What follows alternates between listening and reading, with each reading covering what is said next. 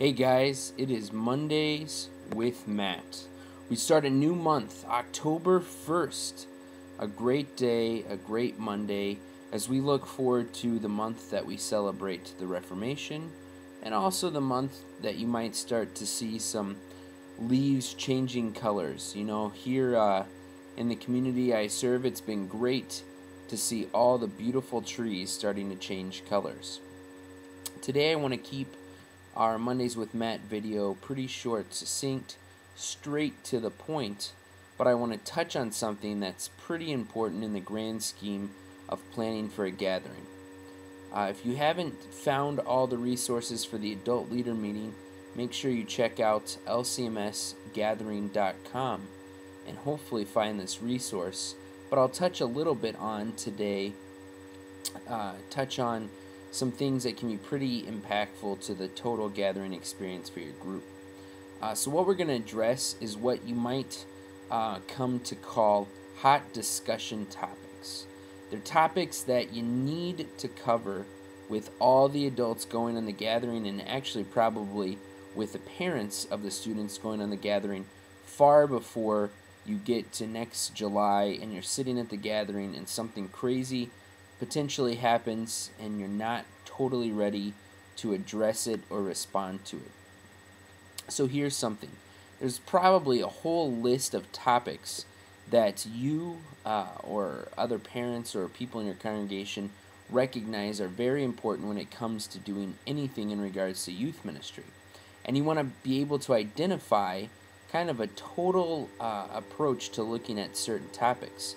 For instance, as you prepare for the gathering, especially in today's technology-driven age, you're going to want to think about things like electronics, MP3 players, iPods, even cell phones, especially with smartphones, and even other electronics, whether it be DSIs or any sort of handheld gaming devices. And what you want to think about and consider with all of your adults is what are potential advantages of having this item along, or what are the advantages of this topic, what are the disadvantages of this topic, and ultimately what are the parameters you're setting in regard to this topic. For instance, if you find the resource, and I'll share some of it with you now, some potential advantages of having cell phones or other technology along is that it might help to build relationships with the youth. You could find out what music they like, what games they like. With cell phones, you have much more easy communication while you're in San Antonio at the gathering, and ultimately it could enhance the experience of the gathering at some level. Some of the sessions the students will attend are highly interactive. They'll be able to text their thoughts in. They'll be able to tweet using Twitter, and those type of things will be able to be posted up on the big screens depending on what venue you're in. What are some potential challenges with something like electronics? There's always the chance of theft, loss at some level. It could be a breakdown in community building as they might start to get wrapped up in their own world of what's going on back home and not fully investing in the gathering experience. You could have interruptions. Cell phones, even on silent, can be a major interruption as they vibrate in someone's pocket. It can take away from the Bible study, the concert, the conversation a student's having, or the session that they're attending. Ultimately, it could lead to a lack of focus on the gathering because of all the things that are still happening back at home. So when it comes to something like electronics, you ultimately want to set parameters. You want to define what is appropriate and what's not appropriate, and clearly identify and communicate these things amongst all the adult leaders who are going down, amongst the parents of the students, and better yet, making sure that the students are totally clear to alleviate any potential problem while at the gathering. So you might set up something as far as parameters like what time is it appropriate to use cell phones or other electronic devices, iPods, MP3 players, things like that. Do you collect the cell phones before going to a mass event? Do you collect the cell phones before certain parts of the gathering during specific times to ensure the students are fully investing? Or do only leaders carry? Those are all those things that are defined and differentiated by each individual congregation. So this week I hope you'll take some time with your adult leaders to really consider those type of hot discussion topics. Here's a list of a few other things you might consider. It's definitely not a thorough list, and there are other items that you'll probably want to consider, but here are some things. What are the expectations of youth and adults pre-gathering, prior to going to the gathering? What are those expectations? What about rules and conduct policy for traveling to the gathering? Once you get to the gathering, are you requiring your youth to be in groups of 3, 4, 5? Does an adult always need to be present? What times do they need to be with an adult? What sorts of activities mean an adult needs to be around? What about dress codes? You know, typically the gatherings happen in cities that are pretty warm, it's hot and humid, but oftentimes we forget that our appearance, our outward appearance, still does reflect on the entire body of Christianity. So make sure you're addressing dress codes prior to the gathering to alleviate the issue of getting down there and a student not having appropriate clothing and then having to spend additional money to try to find some clothing that fits the a very good appearance as far as being a gathering participant. What about appropriate behavior with the opposite sex, especially if there are any couples in your group? Have you addressed what is appropriate, what's not? Because oftentimes the rules at home might be different than the rules that you set forth and the guidelines you try to implement as you shepherd your students while at the gathering. What about curfew? What are the potential repercussions for not following curfew for being at the gathering? We know that there's lots and lots of youth, but we're not the only people who will end up being in some of the gathering hotels. So we still want to be respectful and appropriate in our actions and also in our words while we are in the different hotels.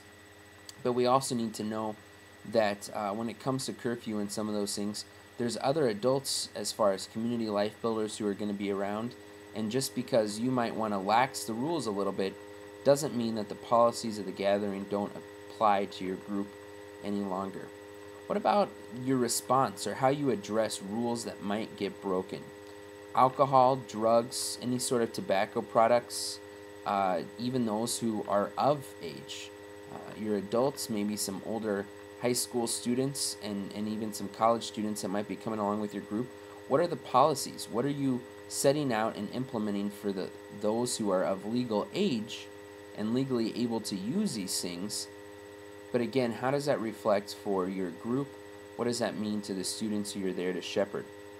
Spending money, always a big one, and ensuring your students are being cautious with their money. Last week we talked about being really good stewards of the gifts that God has given us, but how is spending money controlled? Not that you're looking over each student's money and checking with them at the end of the day and gathering receipts or anything, but just ensuring that your students aren't blowing all their money in the first meal while at the gathering. And what to do in the case of an emergency. You know, all of these are extremely important topics, and like I said, it's not a totally complete list. I'm sure there's others that come up in your group.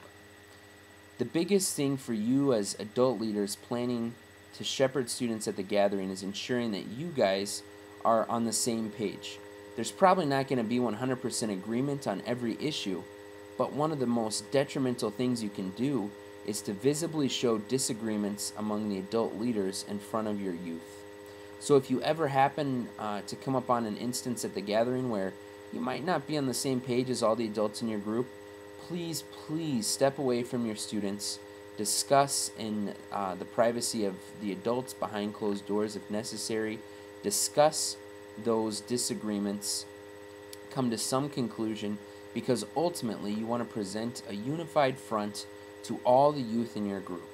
You don't want it to be where they go to one adult and get one response and go to another and get another response. So make sure that all these predetermined policies are maybe on paper and that every student has seen them, every family has seen them prior to the gathering, and definitely that the adults have seen them, because all of these steps make the discussions down the road easier if something should come up, and it also best equips the adults to understand the policies and understand the reasoning behind each and every one of these policies.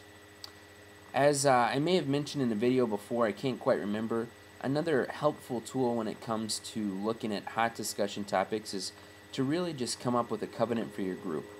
If you look on the lcmsgathering.com website, you'll find some examples of different covenants that groups have used in the past, and you can adapt for your own specific congregation.